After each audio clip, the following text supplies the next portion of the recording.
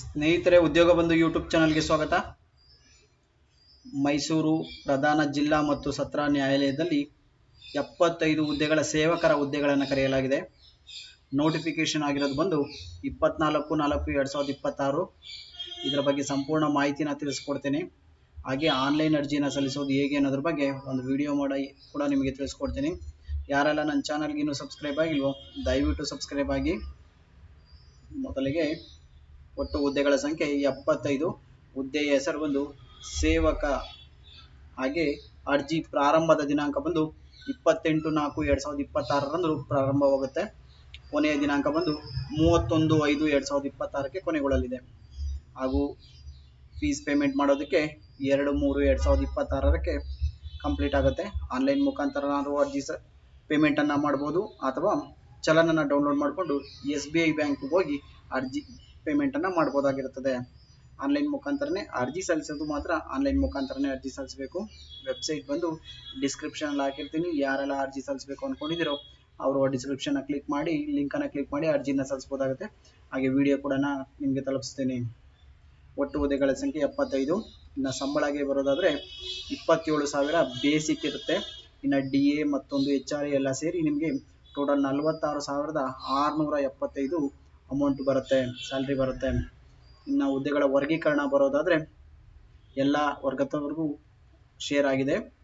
ಹಾಗೆ ಒಟ್ಟು ಹುದ್ದೆಗಳು ಸಾಮಾನ್ಯ ಅಭ್ಯರ್ಥಿಗಳಿಗೆ 6, ಹಾಗೆ ಮಹಿಳಾ ಅಭ್ಯರ್ಥಿಗಳಿಗೆ 28, ಗ್ರಾಮೀಣ ಅಭ್ಯರ್ಥಿಗಳಿಗೆ 22, ಕನ್ನಡ ಮಾಧ್ಯಮ ಅಭ್ಯರ್ಥಿಗಳಿಗೆ 4, ಯೋಜನಾ ನಿರಾಶ್ರಿತರಿಗೆ 4, ಮಾಜಿ ಸೈನಿಕರಿಗೂ ಕೂಡ ಅರ್ಜಿ ಸಲ್ಲಿಸ್ಬೋದು, ಅವ್ರಿಗೂ 5 ಇದೆ. ಹಾಗೂ ಅಂಗವಿಕಲರಿಗೆ 6 ಹುದ್ದೆಗಳಿದ್ದಾವೆ. ಒಟ್ಟು ಹುದ್ದೆಗಳ ಸಂಖ್ಯೆ 75 ಆಗಿರ್ತದೆ. ಅಂಗವಿಕಲರು ಬಂದು ಚಲನವಲನ ವೈಕಲ್ಯ ಉಳ್ಳವರು ಹಾಗೂ ಶ್ರವಣ ದೋಷ ಉಳ್ಳವರು, ಅಂದರೆ ದೃಷ್ಟಿ ದೋಷ ಉಳ್ಳವರು ಅರ್ಜಿನ ಸಲ್ಲಿಸ್ಬೋದಾಗಿರ್ತದೆ. ವಿದ್ಯಾರ್ಹತೆ ಬರೋದಾದರೆ SLC ಅಥವಾ 10ನೇ ತರಗತಿ ಅಥವಾ ತತ್ಸಮಾನ ಪರೀಕ್ಷೆಯನ್ನು ಪಾಸಾಗಿರಬೇಕಾಗತ್ತೆ. ಇನ್ನು ಆಯ್ಕೆ ವಿಧಾನ ಬರೋದಾದರೆ ಆಯ್ಕೆ ವಿಧಾನ ಬಂದು ನೇರ ನೇಮಕಾತಿ ಮೂಲಕ ಆಯ್ಕೆ ಮಾಡ್ಕೊತಾರೆ. ಅಂದರೆ ನೀವು SLC ಅಥವಾ ತತ್ಸಮಾನ ಪರೀಕ್ಷೆಯಲ್ಲಿ ಗಳಿಸಿರುವ ಒಟ್ಟು ಶೇಕಡಾವಾರು ಅಂಕಗಳ ಆಧಾರದ ಮೇಲೆ 1:10ರಂತೆ ಸಂದರ್ಶನಕ್ಕೆ ಕರೀತಾರೆ. ಸಂದರ್ಶನ ಬಂದು 10 ಅಂಕಗಳಿಗಿರುತ್ತದೆ. ಹಾಗೆ ಯಾರೆಲ್ಲ ಅಪಾಯಿಂಟ್ ಆಗ್ತಾರೋ ಅವ್ರಿಗೆ NPS ಯೋಜನೆಯಡಿ ಪಿಂಚಣಿ ಇರುತ್ತದೆ. ಹಾಗೂ ವಯೋಮಿತಿ ಬರೋದಾದರೆ ಕನಿಷ್ಠ 18 ವರ್ಷ ಆಗಿರಬೇಕು. ಹಾಗೆ ಸಾಮಾನ್ಯ ವರ್ಗದವರಿಗೆ 40 ವರ್ಷಗಳ ಕಾಲ ಅರ್ಜಿಯನ್ನು ಸಲ್ಲಿಸ್ಬೋದು. 2A 2B 3A 3B ಅವರು 43 ವರ್ಷ, SC ST ಹಾಗೂ ಕ್ಯಾಟಗರಿ 1 ಅವರು 45 ವರ್ಷದವರೆಗೂ ಅರ್ಜಿಯನ್ನು ಸಲ್ಲಿಸಬಹುದಾಗಿರುತ್ತದೆ. ಇದು 5 ವರ್ಷಗಳ ಕಾಲ ಸಡಿಲಿಕೆ ಸೇರಿ ಆ ವಯೋಮಿತಿಯನ್ನು ಘೋಷಿಸಲಾಗಿದೆ.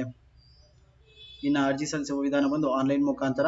ಫೀಸ್ ಬಂದು SC ST ಹಾಗೂ ಕ್ಯಾಟಗರಿ 1 ಹಾಗೂ ಅಂಗವಿಕಲರಿಗೆ ಯಾವುದೇ ಶುಲ್ಕವಿರೋದಿಲ್ಲ, ಫ್ರೀ ಇರುತ್ತೆ. ಸಾಮಾನ್ಯ ವರ್ಗದವರಿಗೆ 200, category 2A 2B 3A 3B ಅವರಿಗೆ 100 ರೂಪಾಯಿ ಇರುತ್ತೆ. ಆನ್ಲೈನ್ ಮುಖಾಂತರ ಪೇಮೆಂಟ್ ಮಾಡೋರು ಆನ್ಲೈನ್ ಮುಖಾಂತರ ಮಾಡ್ಬೋದು, ಇಲ್ಲ SBI ಬ್ಯಾಂಕ್ ಹೋಗಿ ಚಲನ್ ಪ್ರಿಂಟ್ಔಟ್ ತೊಗೊಂಡು ಅರ್ಜಿಯನ್ನು ಸಲ್ಲಿಸ್ಬೋದಾಗಿರ್ತದೆ. ಆನ್ಲೈನ್ ಮುಖಾಂತರನೇ ಅರ್ಜಿ ಸಲ್ಲಿಸಿ. ಡಾಕ್ಯುಮೆಂಟ್ಸ್ ಎಲ್ಲ ರೆಡಿ ಮಾಡ್ಕೊಳ್ಳಿ. ಮೊದಲೇ ಕ್ಯಾಸ್ಟ್ ಸರ್ಟಿಫಿಕೇಟ್ ರೆಡಿ ಇರಬೇಕು. ಹಾಗೂ ಕನ್ನಡ ಗ್ರಾಮೀಣ ಅಭ್ಯರ್ಥಿಗಳು ಕನ್ನಡ ಮಾಧ್ಯಮ ಮತ್ತು ಗ್ರಾಮೀಣ ಸರ್ಟಿಫಿಕೇಟನ್ನು ತೊಗೊಂಡಿರಬೇಕು. ಫೋಟೋ ಸಿಗ್ನೇಚರ್ ಬೇಕಾಗುತ್ತೆ, SLC ಮಾರ್ಕ್ಸ್ ಕಾರ್ಡ್ ಬೇಕಾಗುತ್ತೆ. ಇಷ್ಟು ಡಾಕ್ಯುಮೆಂಟ್ಸನ್ನು ಮಾಡಿಕೊಂಡು ಅರ್ಜಿನ ಸಲ್ಲಿಸಿ. ಕೊನೆಗಳಿಗೆಯಲ್ಲಿ ಅರ್ಜಿ ಸರ್ವರ್ ಪ್ರಾಬ್ಲಮ್ ಆಗುತ್ತೆ. Thank you. ಯಾರೆಲ್ಲ ನನ್ನ ವಿಡಿಯೋಗೆ ಇನ್ನೂ ಸಬ್ಸ್ಕ್ರೈಬ್ ಆಗಿಲ್ವೋ ದಯವಿಟ್ಟು ಸಬ್ಸ್ಕ್ರೈಬ್ ಆಗಿ. Thank you.